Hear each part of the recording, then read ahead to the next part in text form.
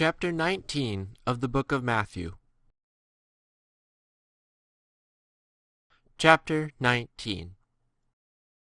And it came to pass, when Jesus had finished these words, he withdrew from Galilee, and came to the coast of Judea, beyond the Jordan. And great crowds followed him, and he healed them there. And the Pharisees came to him, tempting him, and saying, Is it lawful for a man to put away his wife for every cause?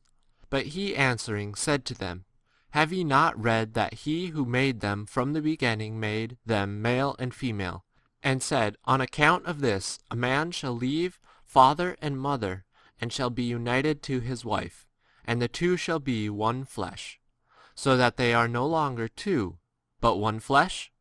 What therefore God has joined together, let not man separate. They say to him, Why then did Moses command to give a letter of divorce, and to send her away? He says to them, Moses, in view of the hardness of your hearts, allowed you to put away your wives, but from the beginning it was not thus. But I say unto you, that whosoever shall put away his wife, not for fornication, and shall marry another, commits adultery. And he who marries one put away commits adultery. His disciples say to him, If the case of the man be so with his wife, it is not good to marry. And he said to them, All cannot receive this word, but those to whom it has been given. For there are eunuchs which have been born thus from their mother's womb, and there are eunuchs who have been made eunuchs of men, and there are eunuchs who have made eunuchs of themselves for the sake of the kingdom of the heavens. He that is able to receive it, let him receive it. Then there were brought to him little children, that he might lay his hands on them and pray. But the disciples rebuked them. But Jesus said, Suffer little children, and do not hinder them from coming to me, for the kingdom of the heavens is of such.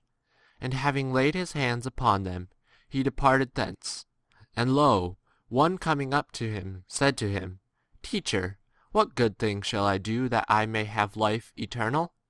And he said to him, What askest thou me concerning goodness? One is good.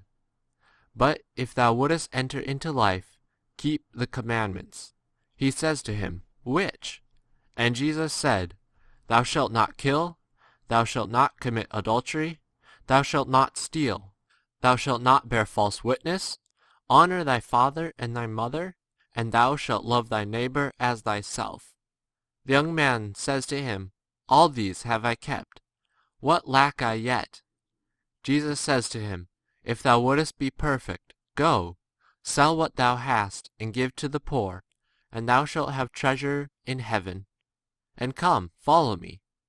But the young man, having heard the word, went away grieved, for he had great possessions. And Jesus said to his disciples, Verily I say unto you, a rich man shall with difficulty enter into the kingdom of the heavens. And again I say unto you, it is easier for a camel to go through a needle's eye than for a rich man to enter into the kingdom of God.